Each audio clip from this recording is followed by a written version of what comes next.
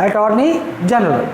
ठीक है, तो यहाँ पर जब हम भाग 5 केंद्र और केंद्र सरकार, टॉपिक क्या हमारा केंद्र सरकार, मतलब हम हर वो चीज़ भाग 5 में पढ़ेंगे जो इंडिया से, जो पूरे भारत से संबंध रखता हो, केंद्र से संबंध रखता हो या केंद्र सरकार से संबंध रखता हो। जैसे संसद केंद्र के लिए विधि बनाने का कार्य कौन करता है, लॉ बनाने का काम कौन करता है, संसद करता है, पार्लियामेंट करता है, वो पढ़ेंगे। प्रधानमंत्री पूरे भारत का होता है, केंद्र में होता है, तो वो पढ़ेंगे यहीं। राष्ट्रपति पूरे भारत के होते हैं, तो वो भी भाग 5 में हम यहीं पढ़ेंगे, प्रेसिडेंट यहीं पढ़ेंगे। ठीक, महान्यायवादी अटॉर्नी जनरल वो पूरे भारत का होता है, हम यहीं पढ़ेंगे। तो सारी वो चीज़ें जो पूरे भारत के लिए या केंद्र से संबंध रखती है, वो चीज़ें हम यहाँ पढ़ेंगे। चलिए, सबसे पहला संघ एवं संघीय कार्यपालिका। संघ की कार्यपालिका में सम्मिलित होते हैं, कौन कौन सम्मिलित होते हैं, मेरे साथ चलो। भारत के राष्ट्रपति, दूसरे उपराष्ट्रपति, तीसरे प्रधानमंत्री, चौथे मंत्री परिषद या मंत्री मंडल, काउंसिल ऑफ मिनिस्टर और कैबिनेट, पांचवा महान्यायवादी या अटॉर्नी जनरल। तो संघीय कार्यपालिका यानी कि यूनियन एग्जीक्यूटिव में या केंद्रीय कार्यपालिका में कौन कौन सम्मिलित होते हैं? भारत के राष्ट्रपति, भारत के उपराष्ट्रपति, भारत के प्रधानमंत्री, केंद्रीय देखो याद रखो, ये किसकी बात हो रही? संघीय कार्यपालिका की बात हो रही, केंद्रीय कार्यपालिका की बात हो रही। तो यहाँ पर मंत्री परिषद राज्य की तो नहीं हो सकती, कौन सी होगी? केंद्रीय मंत्री परिषद होगी, सेंट्रल काउंसिल ऑफ मिनिस्टर होगा और सेंट्रल कैबिनेट होगा। ठीक है, और दूसरा महान्यायवादी यानी कि अटॉर्नी जनरल। चलिए, पहला टॉपिक हमारा, पहला मुद्दा भाग 5 में जो है वो है भारत के राष्ट्रपति, प्रेसिडेंट ऑफ इंडिया।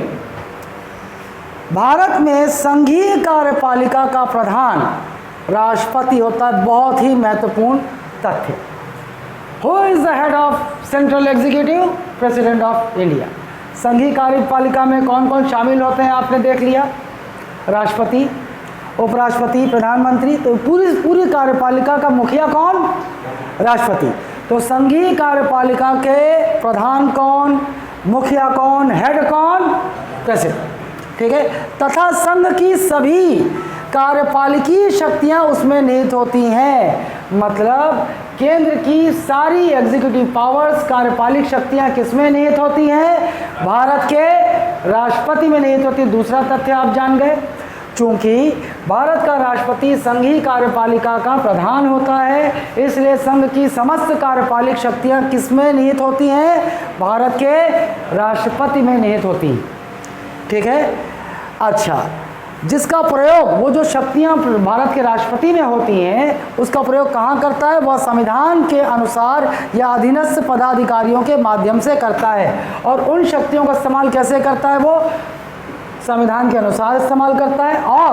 और नीचे उनके अधीनस्थ बोले तो सबऑर्डिनेट, जितने भी सबऑर्डिनेट पोस्ट हैं उनके नीचे, उनके माध्यम से वो अपनी कार्यपालिक शक्तियों का प्रयोग करता है।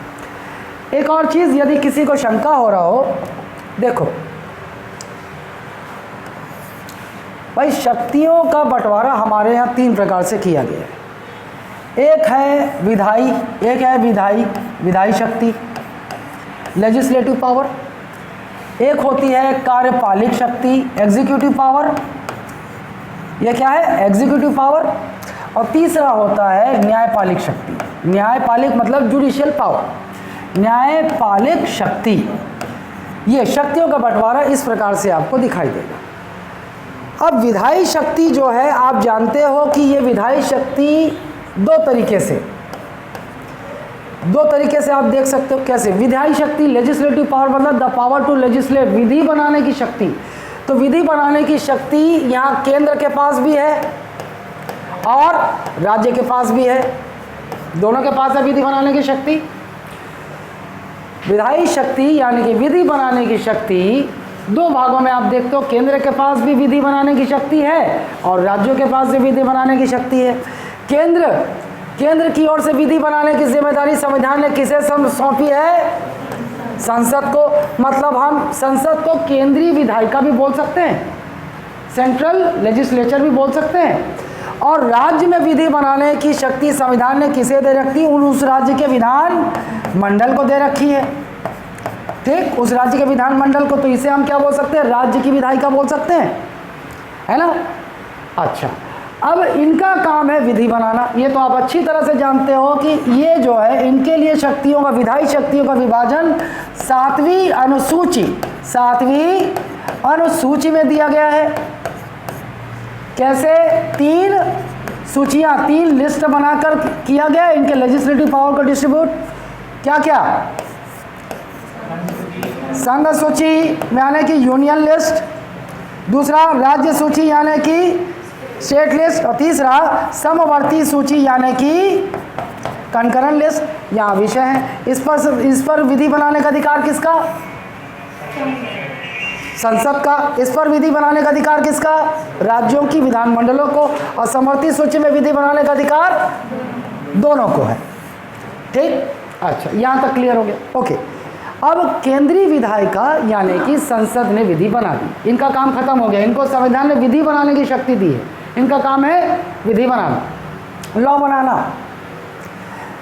इन्होंने विधि बना दिया, इसको लागू करवाने का, इसको एग्जीक्यूट करने का, इसका काम किसका है? कार्यपालिका का है, एग्जीक्यूटिव का है।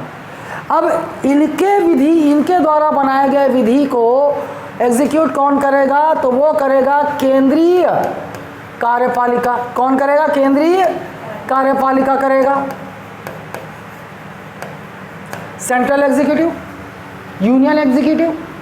अब ये राज्य विधानमंडल भी विधि बनाएगा, इनको उस राज्य की सीमा में लागू करवाने का, क्रियान्वयन करने का काम कौन करेगा? राज्य की कार्यपालिका करेगी। राज्य की कार्यपालिका। अब केंद्रीय कार्यपालिका का मुखिया कौन?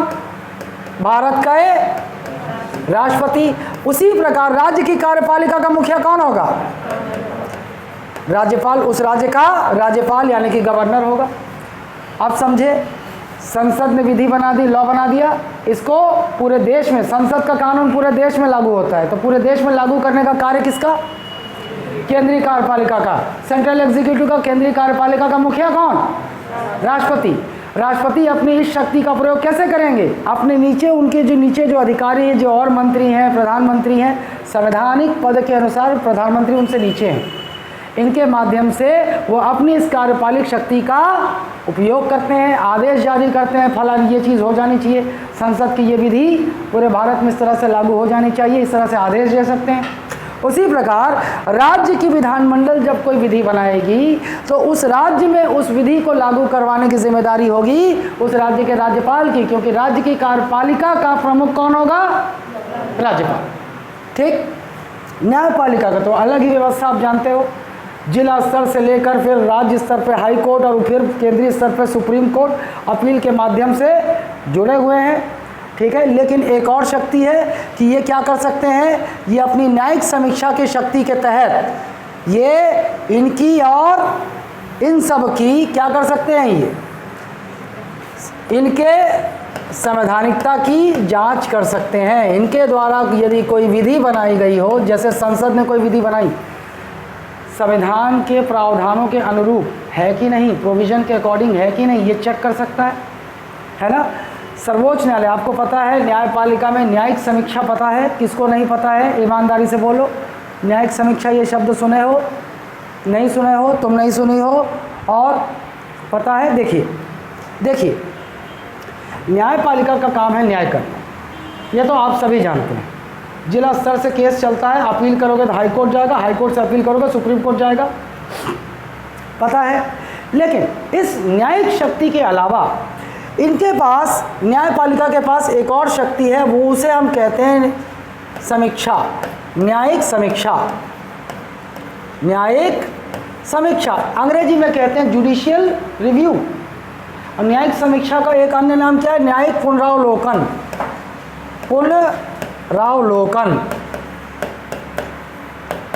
पुनरावलोकन, जुडिशियल रिव्यू, न्यायिक समीक्षा। न्यायिक समीक्षा की शक्ति न्यायपालिका में किसके पास है? सुप्रीम कोर्ट और हाई कोर्ट, मतलब हमारे सत्र न्यायालय और जिला न्यायालय न्यायिक समीक्षा की शक्ति नहीं है। कौन ला शक्ति है न्यायिक समीक्षा के, न्यायिक पुनरावलोकन की शक्ति, जुडिशियल रिव्यू के पावर किसके पास है? Only supreme court and high courts. अच्छा, अब क्या है ये शक्ति? तो देखिए, सुप्रीम कोर्ट, सर्वोच्च न्यायालय और उच्च न्यायालय अपने इस न्यायिक समीक्षा की शक्ति के अंतर्गत विधायिका यदि कोई ऐसी विधि बनाती है जो संविधान के विरुद्ध जा रही हो, संविधान के विरोध कर रही हो, संविधान के प्रावधानों के खिलाफ जा रही हो, या कार्यपालिका ने उन विधियों को लागू करने के लिए कोई ऐसा आदेश जारी किया है जो संविधान के विरुद्ध जा रहा हो, मतलब हम कह सकते हैं संविधान के विरुद्ध मतलब असंवैधानिक, असंवैधानिक, अनकॉन्स्टिट्यूशनल।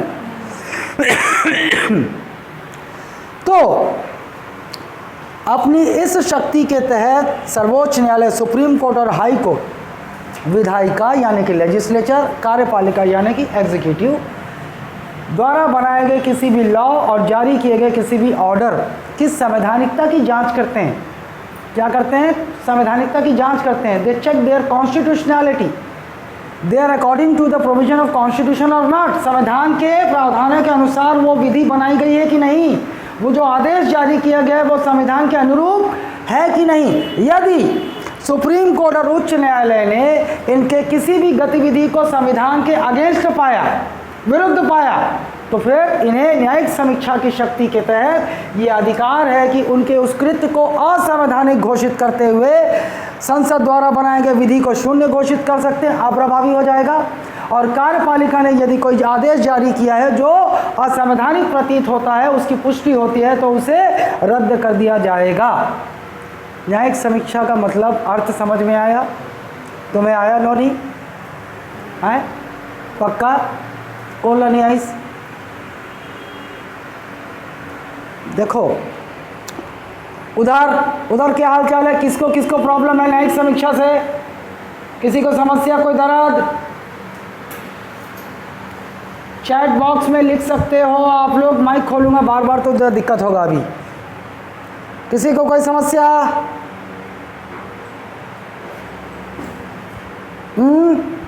किसी को कोई समस्या नहीं है? ठीक है, चलो।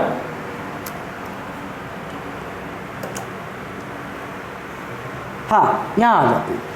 तो जिसका प्रयोग वह संविधान के अनुसार या अधीनस्थ पदाधिकारियों के माध्यम से करते हैं। कैसे करेंगे? राष्ट्रपति आदेश जारी करेंगे, फलाना मंत्री रिपोर्ट लाओ, क्या तुम क्या काम कर रहे हो, रिपोर्ट मांग सकते हो, वो सब आप बाद में देखोगे। अब देखिए, यहाँ से भाग 5 और 6 से जो अनुच्छेद मैं बताऊंगा केवल वही आपको ध्यान रखना है, उसके अलावा ज़्यादा बुद्धि नहीं लगानी है। और ये आवाज़ कहाँ से आ रहा है? खिड़की उड़की का दरवाज़ा लॉक लगा दे तो आ जाए।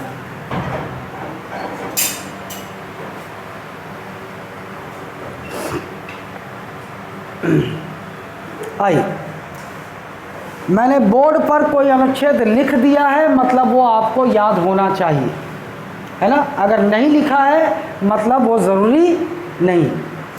अनुच्छेद 52, देश में एक राष्ट्रपति होगा, भारत का एक राष्ट्रपति होगा। तो 52 में क्या प्रावधान है? केवल यही कि भारत का एक राष्ट्रपति होगा। संविधान का अनुच्छेद 52 ये प्रावधान करता है कि भाई भारत का एक राष्ट्रपति होगा। ठीक, अनुच्छेद 52 में क्या है? There shall be a president of India, Bharat का एक राष्ट्रपति होगा। अनुच्छेद 53, राष्ट्रपति संघ की कार्यपालिका का अध्यक्ष होगा। President will be the head of the central executive. राष्ट्रपति संघ की कार्यपालिका का अध्यक्ष। 53 में क्या प्रावधान किया कि भाई जो केंद्रीय कार्यपालिका होगी, जो संघीय कार्यपालिका होगी, उसका अध्यक्ष कौन होगा? भारत का राष्ट्रपति होगा। 53 में क्या है? भारत के राष्ट्रपति संघीय कार्यपालिका के अध्यक्ष होंगे। 53 में क्या है? भारत के राष्ट्रपति संघीय कार्यपालिका के अध्यक्ष होंगे। 52 में क्या है? भारत का एक राष्ट्रपति होगा।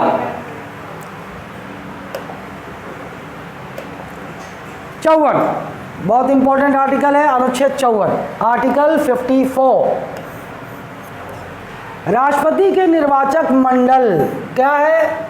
आपसे पूछ देगा कि अनुच्छेद 54 में क्या है, तो आप बोलोगे राष्ट्रपति का निर्वाचक मंडल है। क्या है? राष्ट्रपति का निर्वाचक मंडल, इलेक्टोरेट। क्या कहते हैं इसे? Electorate, electoral college, electoral college.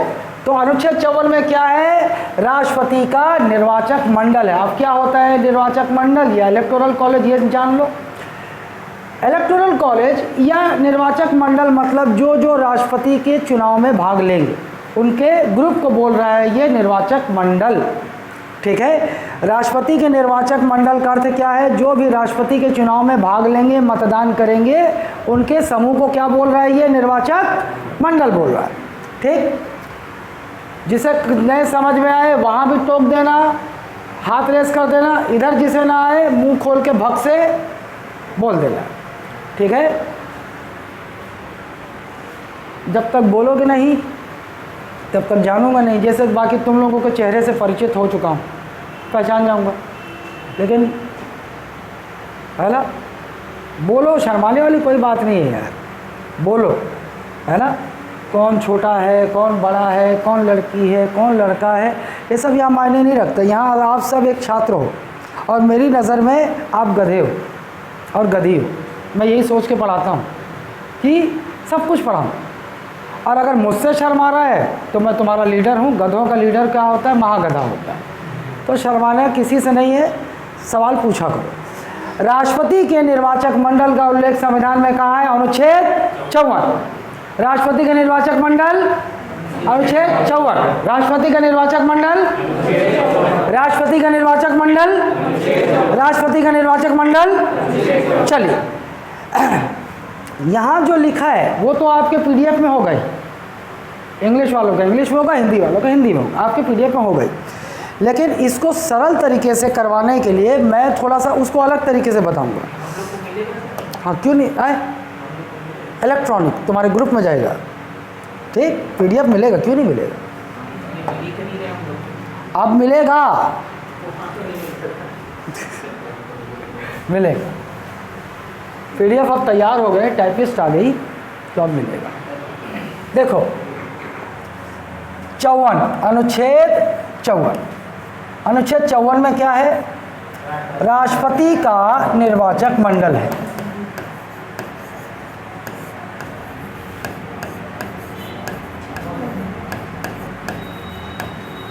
निर्वाचक मंडल को अंग्रेजी में क्या बोलते हैं? Electoral college. कीवर्ड, इसका एक कीवर्ड आपको ध्यान रखना है, और वो कीवर्ड क्या है? निर्वाचित। कीवर्ड होगा आपका निर्वाचित, मतलब इलेक्टेड। आपको पता है कि हर एक सदन में, केंद्र में 2 सदन होते हैं, संसद के 2 सदन होते हैं, लोकसभा और राज्यसभा। राज्य विधानमंडल यानी कि स्टेट लेजिस्लेचर में 2 सदन होते हैं, विधानसभा लेजिस्लेटिव असेंबली और विधान परिषद लेजिस्लेटिव काउंसिल, ये होती है। और किसी भी सदन में 2 प्रकार के सदस्य होते हैं। एक होते हैं निर्वाचित मतलब इलेक्टेड, दूसरे होते हैं, हो सकते हैं मनोनीत यानी कि नॉमिनेटेड। मैंने यहाँ मनोनीत लिखा क्या? नहीं लिखा, मैंने केवल निर्वाचित लिखा है। मतलब आपका कीवर्ड क्या है जो आपको पकड़ के रखना है? वो है इलेक्टेड यानी कि निर्वाचित। अब निर्वाचित में देखते हैं कि कौन कौन भाग लेता है। पहला, संसद के निर्वाचित सदस्य, संसद के निर्वाचित सदस्य। मैं यहाँ पे केवल इसको पढ़ोगे तो संसद के सदस्य होगा, लेकिन इसमें मनोनीत और निर्वाचित दोनों शामिल हो जाएंगे ना।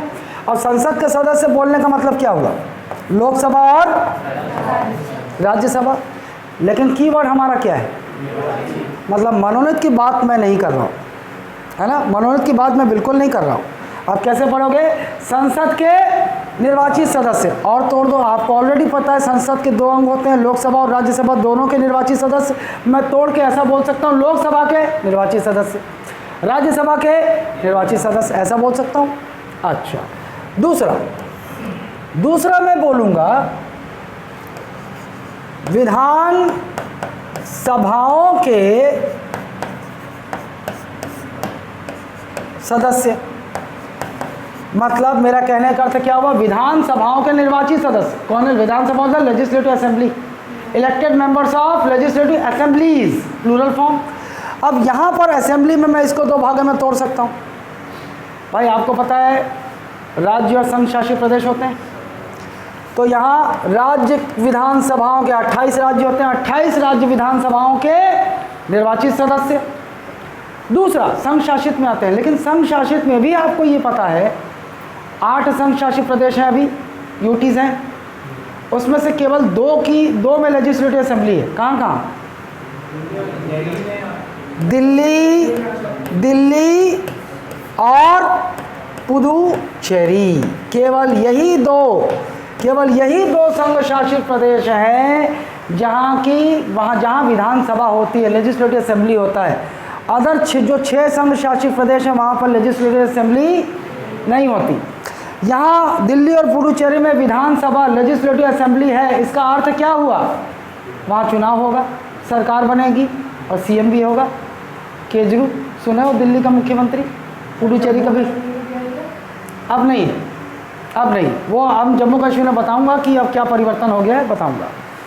जम्मू कश्मीर अब राज्य भी नहीं रहा, जम्मू कश्मीर अब संघ शासित प्रदेश बन चुका है, वो भी दो बन चुका है, जम्मू कश्मीर और लद्दाख। नहीं है, विधानसभा नहीं है, विधान परिषद था पहले, वो भी खत्म कर दिया गया।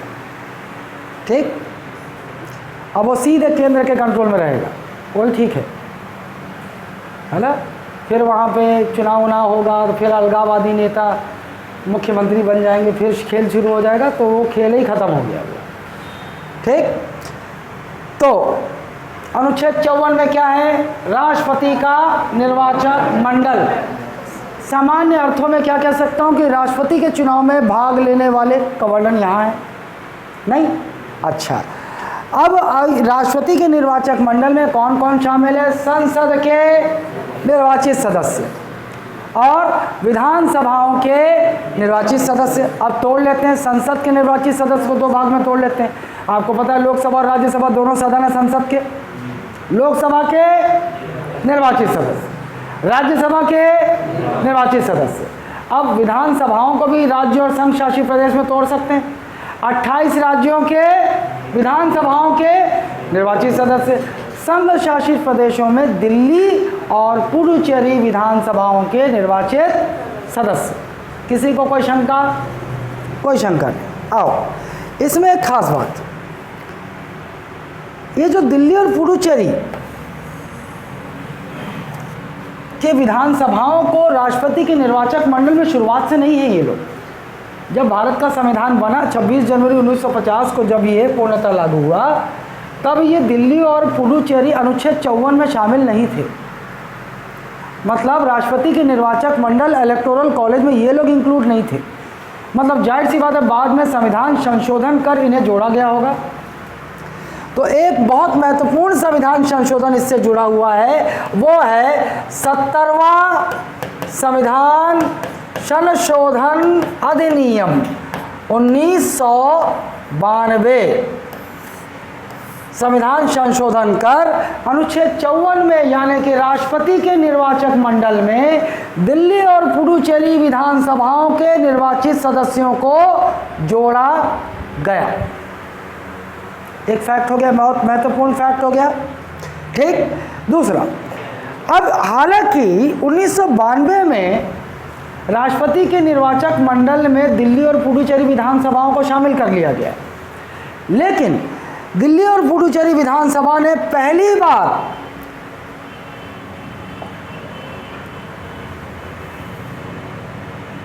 दिल्ली और पुडुचेरी की विधानसभा ने पहली बार 1997 के राष्ट्रपति चुनाव में भाग लिया।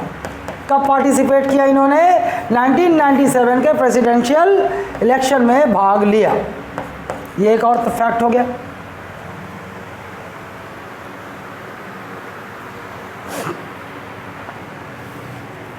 ठीक, अब आपको क्या ध्यान रखना है? आपको जब यहाँ से प्रश्न आएगा तो वो फंसाएगा कहाँ, वो ध्यान देना है। कहाँ फंसाएगा? जब ये मान लो अनुच्छेद 54 से ये निर्वाचक मंडल यहाँ से प्रश्न बनाएगा, तो ये बिल्कुल तय है कि कहीं ना कहीं वो मनोनीत शब्द गुजरने की कोशिश करेगा, और तुरंत मनोनीत देखोगे तो आपका दिमाग कौन जाना चाहिए कि मनोनीत सदस्य यहाँ भाग लेंगे ही नहीं, राष्ट्रपति के चुनाव में भाग नहीं लेंगे। चाहे वो लोकसभा के मनोनीत सदस्य की बात हो, चाहे राज्यसभा के मनोनीत सदस्य की बात हो, चाहे विधानसभा के मनोनीत सदस्य की बात हो, चाहे विधान परिषद के मनोनीत सदस्य की बात हो। दूसरा क्या ध्यान रखना है, विधान परिषद शामिल नहीं है, लेजिस्लेटिव काउंसिल शामिल नहीं है। भारत के राष्ट्रपति के निर्वाचक मंडल में दो चीज़ें कॉमन बिल्कुल नहीं है, एक मनोनीत सदस्य यानी कि नॉमिनेटेड मेंबर्स किसी भी रूप से शामिल नहीं होंगे, दूसरा लेजिस्लेटिव काउंसिल यानी कि विधान परिषद किसी भी रूप में शामिल नहीं होगा। ये ध्यान रखना है आपको, बस ये ध्यान रहेगा तो आपसे गलती नहीं होगी। ठीक है, ये क्लियर है। फैक्ट, कुछ तथ्य देख लेते हैं, या इससे पहले वाला स्लाइड भी देख लेते हैं। ये देखो वही लिखा हुआ है। नोट, राष्ट्रपति के चुनाव में दिल्ली और पुडुचेरी को 70वां संविधान संशोधन 1992 द्वारा जोड़ा गया। अभी जान गए आप। फैक्ट, दिल्ली और पुडुचेरी ने पहली बार राष्ट्रपति चुनाव 1997 में जो राष्ट्रपति चुनाव हुए प्रेसिडेंशियल इलेक्शन हो उसमें पार्टिसिपेट किया। राष्ट्रपति का निर्वाचन ये देखो कैसा होता है, इनडायरेक्ट इलेक्शन होता है। राष्ट्रपति का चुनाव कैसा होता है, इनडायरेक्ट इलेक्शन होता है, अप्रत्यक्ष चुनाव होता है। और आप जानते हो प्रत्यक्ष चुनाव का मतलब क्या होगा, लोकसभा का चुनाव प्रत्यक्ष चुनाव होता है। लोकसभा का जो चुनाव होता है भारत में वो प्रत्यक्ष होता है। मतलब क्या, जनता सीधे मतदान करती है और जिस उम्मीदवार को ज़्यादा मतदान मिलता है वो लोकसभा का सदस्य निर्वाचित हो जाता है, प्रत्यक्ष निर्वाचित होता है ना, सीधा चुना जाता है। लेकिन राष्ट्रपति के चुनाव में क्या आपने देखा कि जनता मतदान करेगी, निर्वाचक मंडल में जनता शामिल है क्या? नहीं। निर्वाचक मंडल में लोकसभा के निर्वाचित सदस्य शामिल हैं, राज्यसभा के निर्वाचित सदस्य शामिल हैं, और जो विधायक होते हैं विधानसभाओं के वो शामिल हैं। हम विधायकों को मतदान करके चुनते हैं, हम लोकसभा के सदस्यों को मतदान करके चुनते हैं। लेकिन अब ये लोग, हमने जनता ने जिसे मतदान करके चुना है वो लोग जब राष्ट्रपति के चुनाव में मतदान कर रहे हैं तो कैसा हो गया, ये अप्रत्यक्ष हुआ। तो राष्ट्रपति का चुनाव कैसा होता है, अप्रत्यक्ष चुनाव होता है, इनडायरेक्ट इलेक्शन होता है। समझ गए इसको। मनोनीत सदस्य राष्ट्रपति चुनाव में भाग नहीं लेते, लिख दिया मैंने कि ध्यान रहे। और विघटित सभा के सदस्य राष्ट्रपति के निर्वाचन में मतदान नहीं कर सकते। ये किसी को समझ में आया है? नहीं आई? आपको यदि नहीं पता तो आप ये जान ले,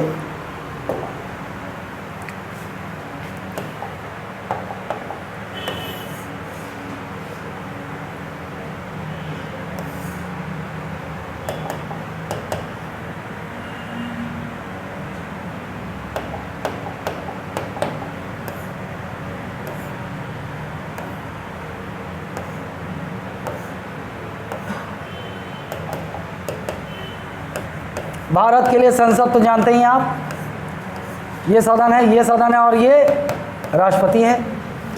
ये सदन है, ये सदन है, ये राज्य का क्या है, विधानमंडल है, राज्य है। ये छोटा गोला राज्य है ना, विधानमंडल में राज्य होता है, राज्य में विधानमंडल होता है। ये दोनों, चाहे संसद की बात हो चाहे विधानमंडल, एक सदन होता है निम्न सदन, लोअर हाउस, निम्न सदन, लोअर हाउस, और एक सदन होता है जैसे यहाँ राज्यसभा, ये यहाँ पर ये लोकसभा, यहाँ पर ये, और यहाँ पर ये विधानसभा यानी कि लेजिस्लेटिव असेंबली, और यहाँ पर विधान परिषद यानी कि लेजिस्लेटिव काउंसिल। केंद्र में संसद में निम्न सदन कौन सा होता है, लोकसभा। विधानमंडल स्टेट लेजिस्लेचर में लोअर हाउस या निम्न सदन कौन सा होता है, विधानसभा। और ये दोनों जानते हो आप क्या है, ये दोनों उच्च सदन यानी कि अपर हाउस, अपर हाउस। आपको अच्छी तरह से ये पता है अब तक भूमिका की क्लास में कि सरकार बनाने के लिए निम्न सदन का चुनाव होता है। किसका चुनाव होता है, निम्न सदन का ही चुनाव होता है। केंद्र में सरकार बनानी हो, भारत में क्या सरकार बनानी हो तो किसका चुनाव होगा, लोकसभा का चुनाव। राज्य में राज्य की सरकार बनानी है तो किसका चुनाव होगा? विधानसभा का चुनाव। ये दोनों का चुनाव नहीं होता सरकार बनाने के लिए। मतलब भारत में जो सरकार चुनी जाती है वो क्या एक बार इलेक्शन हो गया तो क्या हमेशा बनी रहेगी? क्या नहीं। संसदीय शासन प्रणाली में एक सरकार चुनी जाती है जो शासन करती है। केंद्र सरकार देश का शासन करेगी और राज्य सरकार राज्य का शासन करेगी। केंद्र सरकार का मुखिया कौन? प्रधानमंत्री। और राज्य सरकार का मुखिया कौन? मुख्यमंत्री। तो भाई जब सरकार बनेगी, चुनाव होगा, इसमें सदस्य चुने जाएंगे और फिर एक सरकार का निर्माण होगा। ठीक, विधानसभा के चुनाव होंगे, जो जीतेंगे वो यहाँ के सदस्य बनेंगे और फिर राज्य सरकार का निर्माण होगा। ठीक भाई, संसदीय शासन प्रणाली में राज्य जो सरकार होगी वो सामान्यतया एक बार जो चुनी जाती है वो 5 वर्ष के लिए होती है। सरकार चुनी जाएगी, सरकार चुन गई, लोकसभा में से केंद्र सरकार चुन ली गई, विधानसभा चुनाव से राज्य की सरकार चुन ली गई 5 वर्ष। मतलब सरकार के साथ ही इसका अस्तित्व रहेगा। सरकार नहीं रही तो ये निम्न सदन क्या हो जाता है? क्या बोला? भंग हो जाता है। क्या होगा? भंग होता है। लेकिन ये सदन भंग नहीं होते, ये दोनों सदन स्थायी सदन होते हैं, परमानेंट हाउस होते हैं। लेकिन भंग कौन सी सदन होती? निम्न सदन ही होती। केंद्र में कौन सी सदन भंग होती है? लोकसभा। राज्य में कौन सी सदन भंग होती है? मतलब इंग्लिश में क्या बोल देते हैं इसे? Dissolution. Lok Sabha and Vidhan Sabha legislative assembly they dissolve. मतलब एक अवधि के बाद ये भंग हो जाएगी, डिसॉल्व हो जाएगा। मतलब सारे सदस्य खाली। फिर से चुनाव होगा सरकार बनाने के लिए, फिर से चुनाव के बाद सदस्य आएंगे और फिर से नई सरकार बनेगी और इनका कार्यकाल 5 वर्षों के लिए सामान्यतः शुरू हो जाएगा। समझ रहे हैं आप लोग? अभी देखो, मान लो अभी आज 2021 चला थे, कौन सा महीना है? आज राष्ट्रपति का चुनाव है। आज मान लो आज भारत के राष्ट्रपति का चुनाव है। माओ खड़े हो, मान लो, मानने में क्या जाता है, माओ खड़े हो और आज की डेट में अभी परसों छत्तीसगढ़ में कुछ गड़बड़ हो गया, सरकार गिर गई, है ना? राष्ट्रपति शासन लग गया छत्तीसगढ़ में और विधानसभा भंग हो गई। तो छत्तीसगढ़ के वो जो अभी कुछ समय पहले 90 विधायक थे ना, वो भी तो निर्वाचक मंडल में शामिल होंगे ना। वो क्योंकि वो उस समय सदस्य है ही नहीं विधानसभा के, तो वो मतदान नहीं कर पाएंगे। समझ गए? कोई शंका, कोई दर्द? हाँ,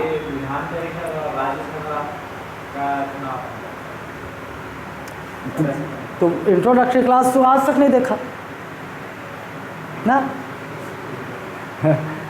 ये वो सवाल का जवाब अभी नहीं, उस सवाल का जवाब क्लास के बाद, क्योंकि इंट्रोडक्टरी क्लास में है लेकिन तू देखा नहीं आज तक, है ना? आओ, क्लियर है? वो मतदान क्यों नहीं? अगर आपसे मैं पूछ दूं, भैया बताओ कि किसी राज्य की विधानसभा यदि विघटित हो चुकी है यानी कि भंग हो चुकी है, तो उस विधानसभा के वो विधानसभा क्यों राष्ट्रपति के चुनाव में भाग नहीं ले सकता? तो आपका जवाब क्या होगा? क्योंकि वो उस समय सदस्य ही नहीं है, और सदस्य जब नहीं है तो कैसे भाग ले पाएंगे निर्वाचक मंडल? निर्वाचक मंडल में कैसे शामिल हो पाएंगे? कैसे मतदान कर पाएंगे? कोई भी मतदान तभी कर पाएगा जब वो सदस्य होगा। भंग हो चुका मतलब उनकी सदस्यता गई। नहीं भाई, इलेक्शन होगा, वो लोग मतदान नहीं कर पाएंगे। बाकी सारे विधानसभाओं के निर्वाचित सदस्य भाग लेंगे, लोकसभा के निर्वाचित सदस्य भाग लेंगे, राज्यसभा के निर्वाचित सदस्य भाग लेंगे। वो नहीं ले पाएंगे, वो मतदान नहीं कर पाएंगे। ठीक? अच्छा, ये जूम वाला ख़त्म हो गया, फिर से स्टार्ट करना पड़ेगा ना। ओए इनविटेशन नहीं भेजा मैं, लीव मीटिंग।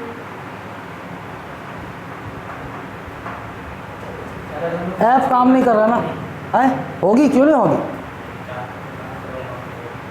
अरे यार, कैसे हो गए? ये थी आते लिंक आते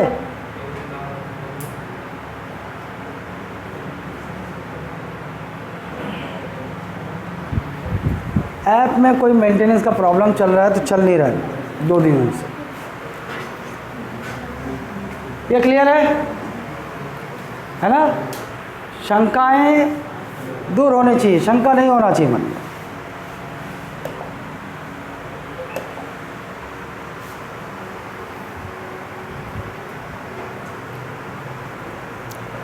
आइए, अनुच्छेद 55 राष्ट्रपति चुनाव की पद्धति, method of election of president.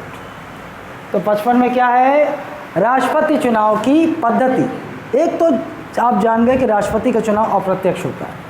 अब यहाँ पर ना वो जो राष्ट्रपति का चुनाव जो होता है ना, उसकी पद्धति को बता रहा है और उस पद्धति का नाम है, ये तो आपको पता ही है।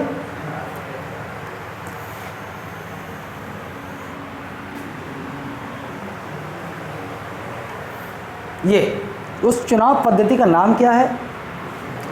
अनुपातिक प्रतिनिधित्व एवं एकल संक्रमणी मत पद्धति के माध्यम से होता है ना? Proportional representation by means of single transferable voting system.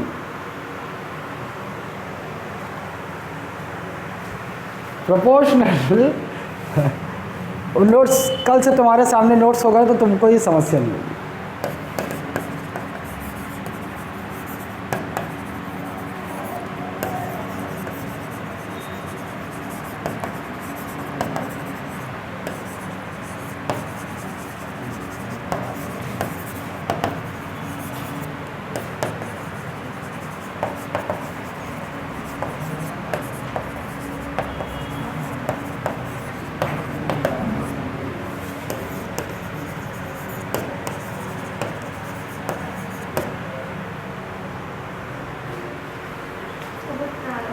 Transferable voting system, secret ballot, by secret ballot. राष्ट्रपति का निर्वाचन याद होना चाहिए, रटा रटाया, अनुपातिक प्रतिनिधित्व एवं एकल संक्रमणीय मत पद्धति के माध्यम से होता है। और क्या होता है? गुप्त मतदान द्वारा होता है। और जो मतदान देते हैं लोग वो गुप्त होता है, गुप्त मतदान होता है। ठीक, राष्ट्रपति, ये मैं समझाऊंगा इसको आपको, अनुपातिक प्रतिनिधित्व कैसे,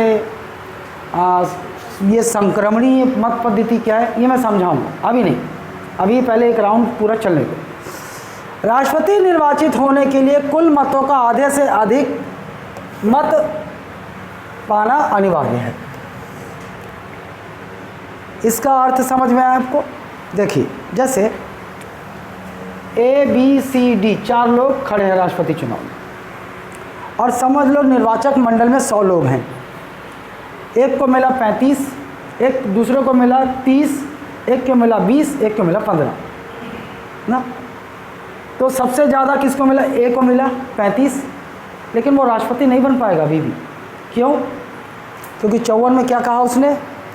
कुल मतों का आधे से अधिक इलेक्टोरल कोटा क्या होना चाहिए? क्या बोलते हैं इसको? इलेक्टोरल कोटा।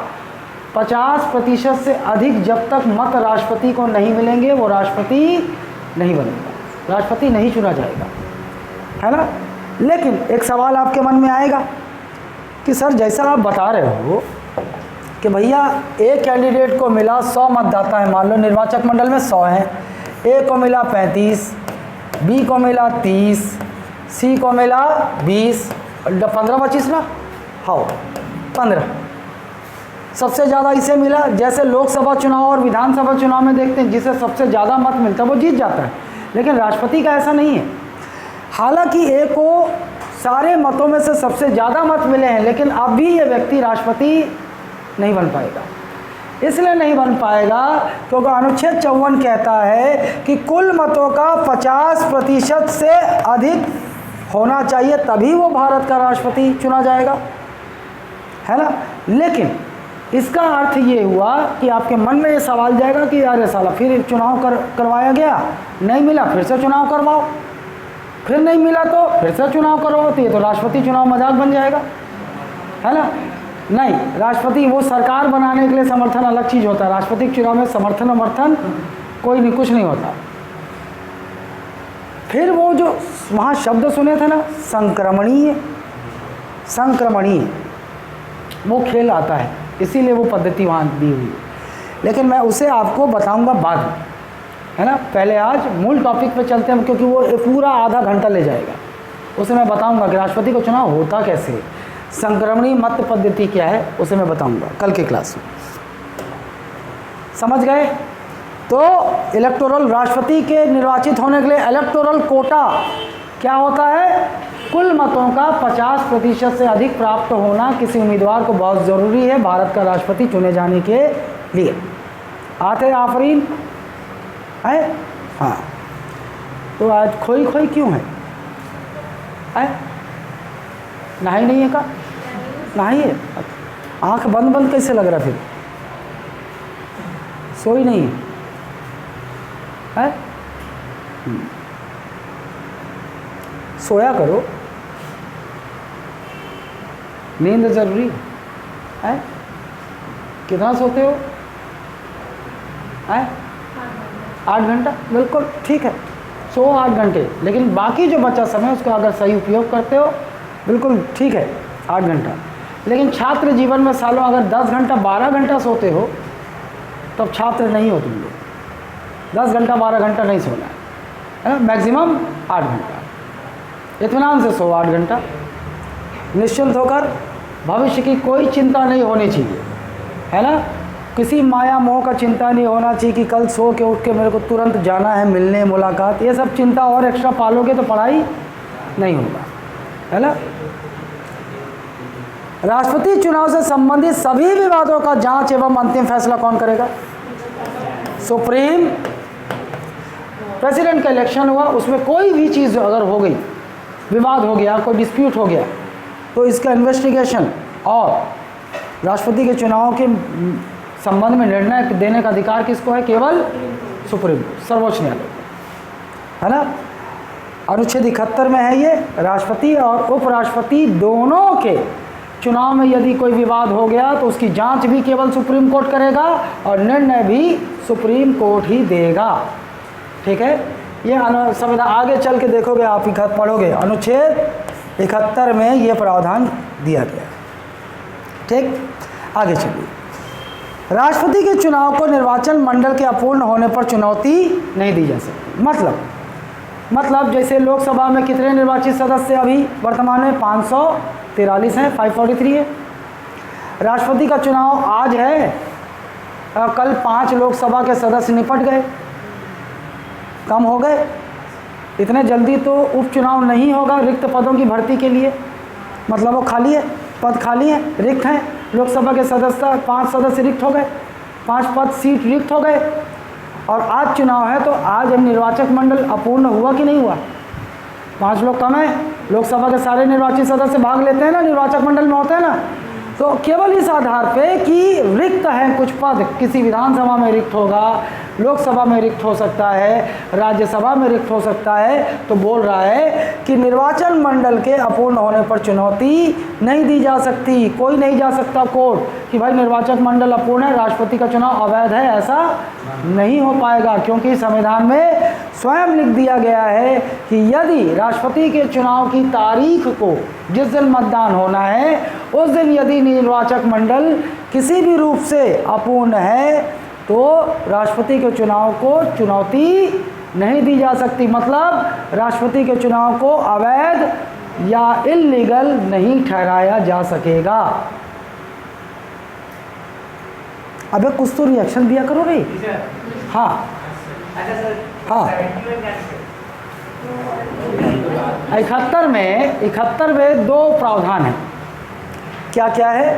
राष्ट्रपति के चुनाव में कोई विवाद हो जाए, उपराष्ट्रपति के चुनाव में कोई विवाद हो जाए तो उसकी जांच, इन्वेस्टिगेशन कौन करेगा? केवल सर्वोच्च न्यायालय करेगा। और निर्णय कौन देगा? सर्वोच्च न्यायालय ही देगा कि चुनाव में वो गलती हुई है, वो घपला हुआ है कि नहीं हुआ। समझ गए? अगर सर्वोच्च न्यायालय ने बोल दिया कि राष्ट्रपति का चुनाव में इसमें घपला हुआ है, ये रद्द होना चाहिए, तो रद्द हो जाएगा, फिर से होगा चुनाव। समझे? 71 में ये दिया हुआ।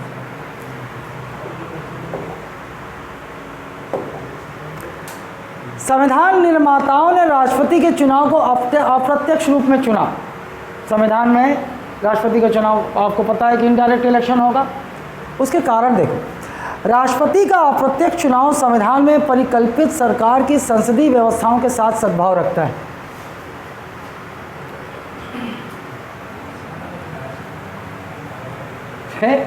नहीं समझ में इसमें आइस का कौन होला नहीं आइस, अजीब अजीब सा वर्ड है ना, तो ऊपर से चल दी इसका, तो मैं काबर हूँ, भाटा मुझे पर थोड़े हो। देखो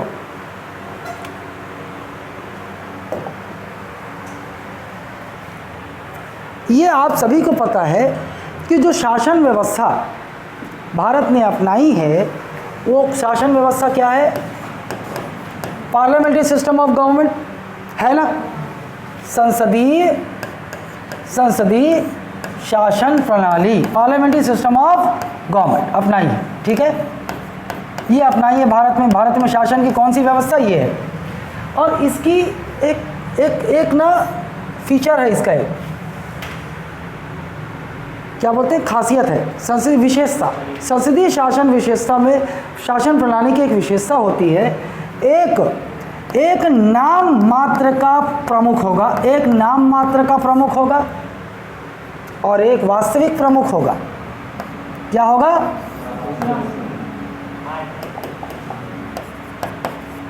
एक वास्तविक प्रमुख होगा।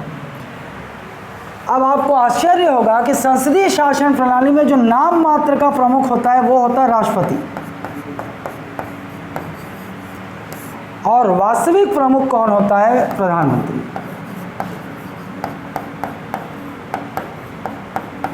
ये होता है।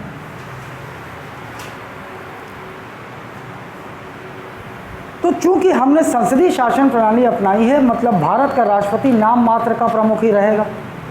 वास्तविक शक्ति जानते हो किसके पास होती है, भारत के प्रधानमंत्री के पास।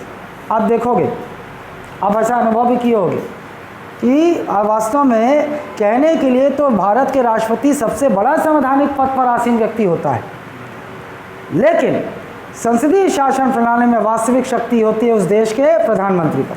तो वास्तविक प्रमुख कौन, प्रधानमंत्री, नाम मात्र का प्रमुख कौन, राष्ट्रपति। सवाल यह है कि यदि मान लो राष्ट्रपति के चुनाव को प्रत्यक्ष कर दिया जाता, अगर संविधान के निर्माणकर्ता राष्ट्रपति के चुनाव को प्रत्यक्ष कर देते, मतलब जनता वोट करती राष्ट्रपति के चुनाव में, है ना, जनता वोट करती, जैसे लोकसभा चुनाव होते हैं वैसे ही फिर राष्ट्रपति चुनाव होते, सारी पोलिंग बूथ पे जनता जाती, वोट करती, सारे राज्यों में सब जाते। यदि ऐसा हो जाता तो फिर अब ये बोलता, साला मेरे को भी प्रत्यक्ष चुना गया है, जनता ने वोट किया है, अब नाम मात्र का सारी शक्ति तेरे पास कैसे बे, झगड़ा हो जाता, शक्ति के लिए झगड़ा हो सकता था। नहीं, तू भी प्रत्यक्ष सांसद चुना गया, फिर तो तेरी राजनीतिक दल की सरकार बनी और फिर तो प्रधानमंत्री नियुक्त हुआ। मुझे भी जनता ने मतदान करके भारत का राष्ट्रपति चुना है, मैं भी प्रमुख हूँ, तो फिर मैं रबर स्टैम्प बन के थोड़ी रहूँगा। तो दोनों में शक्ति का क्लैश हो सकता था, इसीलिए इस विवाद को ख़त्म ही कर दिया। भारत के राष्ट्रपति का चुनाव अप्रत्यक्ष होगा, जनता मतदान करके नहीं चुनेगी, और